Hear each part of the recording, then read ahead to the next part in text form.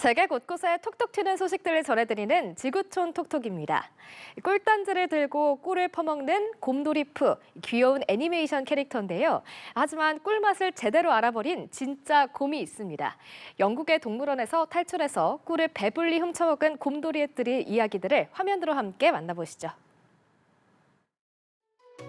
창고를 뒤지는 커다란 곰 한 마리, 달콤한 냄새를 맡은 걸까요? 동물원에서 탈출한 불곰 2마리가 인근 꿀창고로 직행해 꿀을 먹어치웠습니다. 관람객들이 대피하고 긴급 대응팀이 출동하는 등 난리가 났지만 정작 곰들은 태연하게 일주일치 간식 분량의 꿀을 순식간에 해치웠는데요. 배불리 꿀을 맛본 뒤에는 스스로 우리로 돌아와서 실컷 낮잠까지 즐겼습니다. 동물원 측은 곰이 후각이 발달해서 어디에 숨겨둬도 달달한 간식을 금방 찾아낼 수 있다고 밝혔습니다. 55분간의 아주 짧지만 세상에서 제일 달콤한 탈출극이었네요. 하늘에 거대한 빌딩 숲이 세워졌습니다.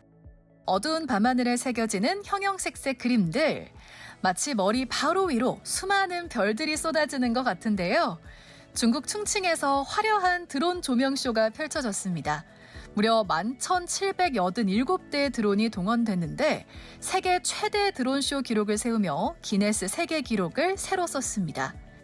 매력적인 충칭이라는 주제로 펼쳐진 이번 쇼는 문화와 도시, 자연 경관 등 충칭만의 매력 포인트를 최첨단 기술로 나타냈는데요. 기네스북 측은 이런 대규모 드론쇼는 전 세계적으로도 매우 드문 사례라고 밝혔습니다. 진한 갈색의 물체로 주물주물 무언가를 만드는 사람들. 색이 좀 그렇다고 해서 이상한 상상은 금물. 달콤한 초콜릿으로 만든 소 조각상입니다.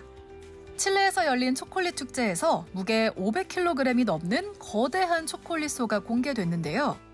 관람객들은 요리학교 학생들과 초콜릿 전문가들이 조각상을 한 땀 한 땀 만드는 과정을 현장에서 함께 지켜봤습니다. Darle una identidad y además fue en esta oportunidad un homenaje también a la ganadería de esta zona porque esto era una vaca Angus que ya no está pero era. 축제 기간 내내 행사장을 지킨 초콜릿소는 마지막 날 조각조각 부서져 관람객들에게 판매됐습니다. 지금까지 지구촌 화제였습니다. 독일과 덴마크를 연결하는 세계 최장 길이의 해저 터널이 2029년 완공을 앞두고 있습니다. 그 공사 현장을 생생하게 재현한 레고 작품을 덴마크에서 만나볼 수 있는데요. 지구촌 화제에서 만나보시죠.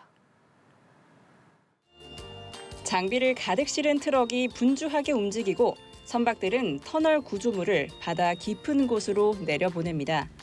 덴마크 레고랜드에 유럽 페마른벨트 터널 레고 조형물이 설치됐습니다. 발트해의 덴마크 롤란섬과 독일 페마른섬을 잇는 총 길이 18km의 세계에서 가장 긴 해저 터널입니다. 대형 크레인과 선박 등 장비는 물론 건설 장면도 모두 레고 블록을 쌓아 생생하게 묘사했습니다. I think we have more than 800,000 Lego bricks in this project, and we have been, I think we are about 20 model builders on and off. But we started the production in 2023, so there has been a lot of working hours in the build. 실제로 페마른벨트는 육상에서 만든 구조물 90개를 바닷속에 가라앉혀 레고 블록처럼 하나하나 연결해 만드는 침매 터널이어서 더욱 눈길을 끄는데요. 2029년 해저 터널이 완공되면 덴마크 코펜하겐에서 독일 함부르크까지 열차로 이동하는 시간도 절반가량 단축될 예정입니다. 빛을 담은 열기구가 밤하늘로 두둥실 떠오릅니다. 센강과 루브르 박물관 위에 자리 잡은 모습이 마치 둥근 보름달 같은데요. 2024년 파리올림픽 당시 성화대로 쓰였던 열기구가 1년 만에 시민들 곁으로 돌아오게 됐습니다. 열기구를 다시 보고 싶다는 시민들의 요청에 파리시가 응답한 겁니다. 높이 30m, 직경 7m의 이 열기구는 낮에는 지상 연못 위에 자리해 있다가 해가 지고 나면 공중으로 부양해 파리의 또 다른 명물이 될 전망입니다. Starting June 21st, the public will be able, during the sunset, exactly when the sun will totally disappear, to see this kind of new sun, new Olympic sun or new artificial sun, being able to rise up. 원래 올림픽 규정상 성화대는 대회 기간 외에는 빛을 발할 수 없는데요. 하지만 파리올림픽 성화대는 100% 전기로 운영된다는 점을 고려해 올림픽 성화 표시를 드러내지 않는 조건으로 설치가 승인됐습니다. 지금까지 지구촌 화제였습니다. 아직 한여름이 되지도 않았는데 벌써 더위에 신음하는 나라들이 있습니다. 때이른 6월 폭염이 덮치면서 곳곳에서 기상경보가 발령이 됐는데요. 서태영 아나운서가 지구촌 폭염 소식을 전해드립니다. 양산으로 햇볕을 가려보고 연신 물을 마셔보지만 그때뿐입니다. 내리쬐는 떼약볕과 콘크리트 열기에 한낮 도심 기온은 45도까지 올랐습니다. Demasiado complejo, la verdad. Es como que la única forma que me refresco es cuando llego a los sitios, a los establecimientos a buscar el pedido, es donde puedo relajar un poco, pero del resto aguantando todo. 스페인 남부 지역에 폭염 경보가 발령됐습니다. 이미 지난 5월부터 이례적인 무더위에 시달렸는데 40도를 넘나드는 더위가 이어지고 있는 겁니다. 미국 동부에도 올여름 첫 열돔 경보가 내려지면서 약 1억 6천만 명이 폭염 경보에 영향을 받았습니다.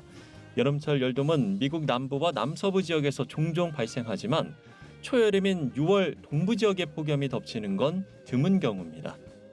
I mean, yeah, this is a crazy heat wave we got going on. I know we've had a couple last year, but I think this is going to be a lot more extreme than the ones we've had in previous years. 산불도 심상치 않습니다. 그리스 키오스 섬에서 발생한 대형 산불은 섬 전체를 잿더미로 만들고 있고 러시아 시베리아에서도 고온과 강풍의 영향으로 화재가 잇따르고 있습니다. 이상 고온 등 기후변화의 여파로 해가 갈수록 산불이 더 빈번하게 발생하고 대형 산불도 증가하는 추세입니다. 기록적인 폭염이 이어지면서 인명피해까지 나오고 있습니다. 미국에서는 수백 명이 온열 질환으로 진료를 받았고 물과 냉방장치 없이 지낸 50대 여성이 숨졌다는 보고도 들어왔습니다.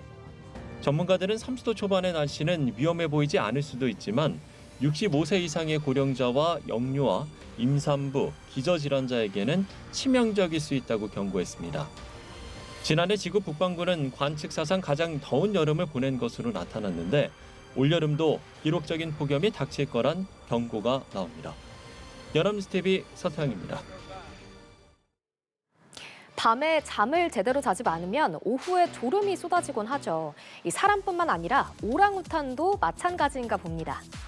인간과 가까운 영장류 중 하나인 오랑우탄도 이 밤잠을 충분히 자지 못하면 낮잠으로 보충하는 걸로 밝혀졌습니다.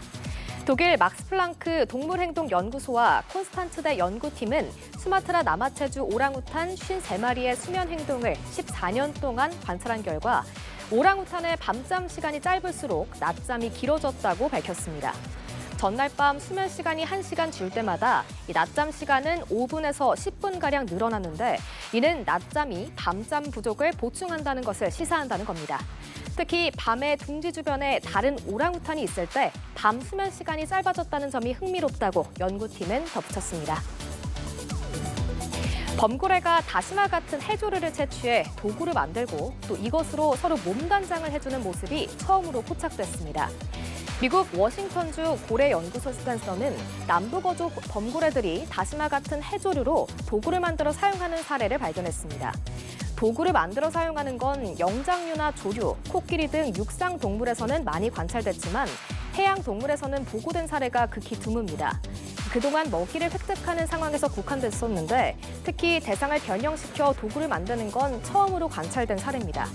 연구팀은 범고래들이 다시마를 서로 몸에 문지르는 행동은 지금까지 보고된 적이 없는 사회적 행동이라며 이를 다시마 상호 단장으로 명명했습니다. 콜롬비아 수도 보고타의 볼리바르 광장이 플라스틱 쓰레기로 가득 찼습니다. 사람 무릎 높이를 훌쩍 뛰어넘을 정도로 많은 플라스틱 병들이 쌓였는데요. 플라스틱 쓰레기 15톤 분량을 광장에 투척한 건 다름 아닌 재활용 쓰레기 수거 노동자들입니다. 가정집이나 공장, 회사에서 쓰레기를 수거해 재활용 업자에게 판매하는 일을 하고 있는 건데요. 매입 단가가 너무 낮고 근무 여건이 너무 열악하다며 시위에 나선 겁니다. 이 시위대는 하루에 15시간을 일해도 $5도 채 벌지 못한다고 호소했는데요. 일한 만큼 정당한 대가를 지불해 줄 것을 요구했습니다.